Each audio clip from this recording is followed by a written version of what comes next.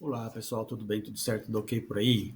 Vamos conversar um pouco sobre o inferno. No Antigo Testamento, a palavra usada para definir inferno se chamava Sheol. Sheol era um lugar que se encontrava no fundo da terra, onde os mortos iriam. Esse lugar não tinha nenhuma conotação de ser um lugar ruim, um lugar mau, um lugar dos ímpios, um lugar dos pecadores. Era o lugar dos mortos. E não de alguns mortos, mas de todos os mortos, mortos bons e mortos ruins. E depois, no Novo Testamento, que foi escrito em grego, veja bem, o Novo Testamento não foi escrito na língua de Jesus. O primeiro livro que se tem sobre o Novo Testamento, ele foi escrito em grego. E a palavra, digamos assim, traduzida do Sheol para o grego é Hades. Hades nada mais é do que um deus grego que vive no submundo dos mortos, é um governante do reino invisível onde as almas residem. É filho de Cronos e Reia, é irmão de Zeus e Poseidon, formando uma tríade que divide o cosmos. Hades é conhecido como um deus severo, mas não maligno, associado às riquezas e às culturas da terra. É então, como eu disse, um rei do submundo que governa o reino dos mortos, também chamado de Hades. A origem, Hades não é o provocador da morte, mas é o governante que cuida das almas, dos corpos depois da morte. Ele também é chamado de Plutão, de riqueza, pois o subsolo representa as riquezas minerais da terra fértil. Ele não era amplamente cultuado na Grécia devido ao temor do seu nome. As pessoas tinham medo do Hades. Pois bem, então essa mitologia grega ela se foi introduzida nos textos do Novo Testamento. Então, como sabemos, como estamos entendendo inicialmente, era um lugar no coração da terra onde iam as almas dos mortos. Quando Odisseu chega a Hades, ele encontra tantos nobres mortos na guerra de Troia, como Aquiles, quanto personalidades notórias como Cassandra, que era uma profecia da desgraça. Logo, Hades era um lugar para todos os mortos e não para alguns mortos. Hades não era um local de tormento, com exceção talvez do Sísifo. Quem conhece a história de Sísifo entende que ele foi um homem que enganou os deuses, o deus da morte, e portanto ele foi castigado a carregar uma pedra eternamente sobre as suas costas, subindo uma montanha, e a pedra todo dia, quando chegava na montanha, a pedra caía, logo ele tinha que subir novamente, fazer isso eternamente. Como o tempo no Hades passou a ser visto como um lugar de fogo e tormento, o Hades no Antigo Testamento é para todos, né? Não é para alguns, é o lugar da morte, como já disse, não tem distinção entre o bem e o mal, não há essa distinção. Torna-se o lar respeitado de personagens bíblicos importantes como Jacó, Jó, Davi, que foram todos para o Hades. Então, o Hades não é um lugar de punição escatológica, mas sim o destino de todos os seres humanos. Em Gênesis capítulo 42, versículo 28, Jacó reclama que se perdeu seu filho Benjamim, depois que já perdeu o filho José. Vocês sabem como foi, né? Que os 11 irmãos jogaram José dentro de um buraco e venderam José, e o pai tinha entendido que José tinha morrido, Jacó tinha entendido isso, então ele estava com medo de perder outro filho, e se ele morresse, ele ia morrer muito triste quando fosse para o Hades. Então essa declaração de Jacó nos informa que o Hades era um lugar de descanso, um lugar de paz. Em Gênesis 46, versículo 30, Jacó está muito feliz porque ele descobriu onde o filho estava e ele acreditava que o filho estava morto, e agora ele disse que morreria feliz, que ele iria com prontidão para o Hades. A Septuaginta, em Jó 21, 13, vai um pouco mais longe, porque a Septuaginta diz que o Hades é um lugar de paz.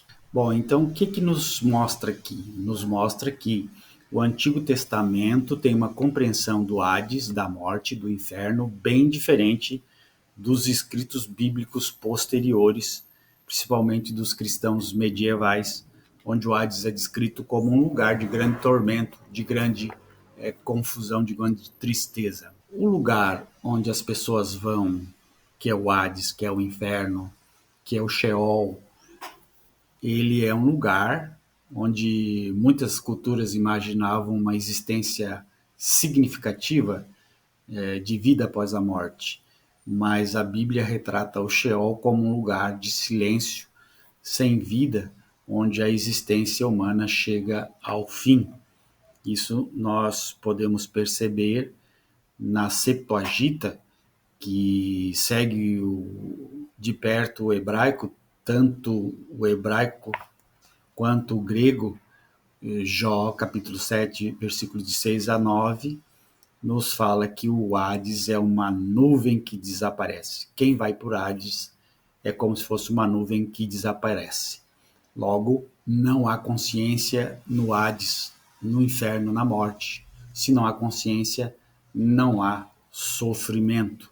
Eclesiastes, capítulo 9, versículo de 5 a 10, deixa bem claro que a morte é um lugar onde não se pensa, não se sente, não se vive. Então fica claro que quando chega o fim da esperança, quando a pessoa morre, ela perde a expectativa de uma vida melhor, porque tudo acaba com ela quando morre. Não há memória no Hades, nem mais comunhão com Deus. O Hades é um lugar de silêncio, de escuridão e esquecimento. Isso você pode ler em Eclesiastes capítulo 9, versículo 5. Pois os vivos sabem que morrerão, mas os mortos nada sabem. Os mortos não têm consciência. O Hades simplesmente é um outro nome para a designação da sepultura. Então, isso tanto em Sheol, no hebraico, quanto Hades em grego, na Septuaginta, é determinado como a sepultura. Em Jó capítulo 17, versículo 13, fica muito bem claro que o escritor ele mostra que o destino que o espera logo depois de sua morte é ir para o Hades, que é o seu novo lar, que acalma e é a escuridão. Isso você pode ver em Jó capítulo 17, versículo 13. Reflete o profundo desespero e a expectativa da morte do personagem Jó, que aguarda a sepultura, o Sheol, como seu destino final e lar. O versículo diz: se eu esperar a sepultura, será a minha casa. Nas trevas estenderei a minha alma. Então Jó está deixando bem claro que a sepultura é o lugar final do corpo, da pessoa, em lugar de descanso e não de sofrimento. Onde trata do assunto da memória no Hades, você pode ver em Isaías 26, 14, Eclesiastes 9, 5 e o Salmo 6, versículo 5, trata sobre esse assunto. Então, resumindo, Hades não é um lugar de sofrimento, contrário, é um lugar sem vida. Os mortos que estão ali em silêncio. Hades é túmulo, é o cemitério. Hades é considerado um lugar temporário ou lugar onde os mortos ficam para sempre. A questão de duração está relacionada à questão da ressurreição. Então, a ressurreição aparece apenas nos últimos escritos do Antigo Testamento, bem depois do exílio, ou seja, vieram com adaptações de outras culturas, não é original dos hebreus. Em Jó, capítulo 14, versículo 11 a 17, Samuel, capítulo 2, versículo 6, Oséias, capítulo 6, versículo 1. Além disso, Daniel 12, capítulo 2, é uma referência muito clara sobre a ressurreição geral no Antigo Testamento. Com a crença na ressurreição corporal, o Hades apenas uma morada temporária dos mortos, permanecem lá até que sejam ressuscitados corporalmente, não espiritualmente. Então, no Antigo Testamento, com o desenvolvimento da cultura e a mistura com os gregos, os helênios, com a mistura de outras culturas, de maneira muito especial o zoroastrismo, criou-se uma ideia de que a morte não era para sempre, mas que poderia existir uma ressurreição do corpo. Bom, o Hades, repito, é considerado o destino de todas as pessoas. O Testamento de Abraão relata, né, que as pessoas estarão reunidas indo para a morte, através da foice da morte, para o Hades. Abraão deixa claro, então, para nós que é o destino de todas as pessoas. O Hades é também designado como pó. O livro de 2º Baruque, ele nos diz que os mortos jazem no pó. Baruque, capítulo 32, versículo 8. Os oráculos de Sibilinos representam Adão e sua geração indo para o Hades e sendo cobertos pela terra. Em 1º Enoque, há um paralelo entre a terra e o Sheol. Os apócrifos também tratam sobre o lar temporário para todos os mortos, que era chamado de Hades. Não é um lugar de punição. Após a ressurreição, o próprio Hades cessará e o reino da morte será selado e sua boca será fechada. Pseudepígrafo judaico de tema apocalíptico que se acredita ter sido escrito lá no final do século I ou no início do século II, depois da destruição do Templo de Jerusalém no ano 70. Em uma série de documentos, o Hades começa a se tornar um lugar de punição escatológica, com a penetração de vários movimentos, de várias culturas. Na Palestina, cresce a crença da imortalidade inerente da alma.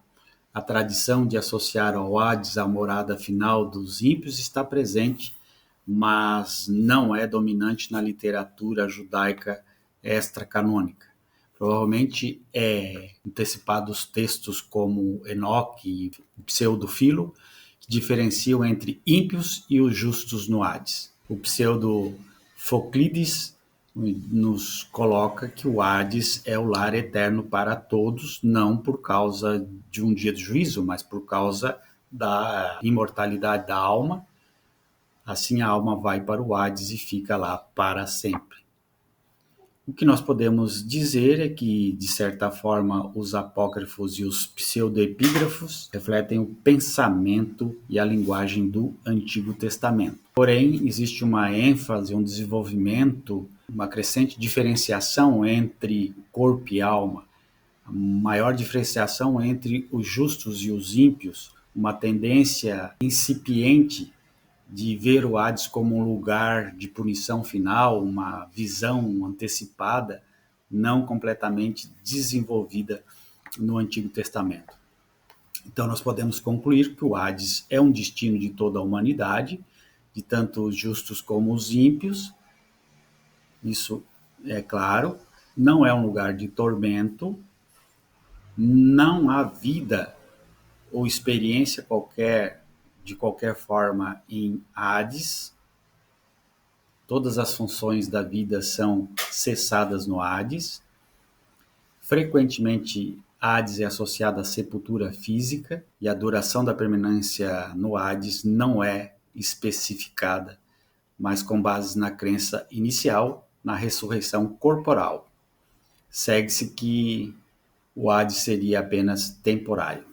Então, os textos sobre o Hades nos dizem que as pessoas mortas vão para lá, não como almas imateriais. A ideia é uma ideia dicotômica entre o corpo e a alma, está ausente no Antigo Testamento e só aparece nos escritos judaicos não bíblicos muito posteriores, provavelmente devido à influência da filosofia grega, de forma especial Platão. Um grande abraço, tchau, tchau.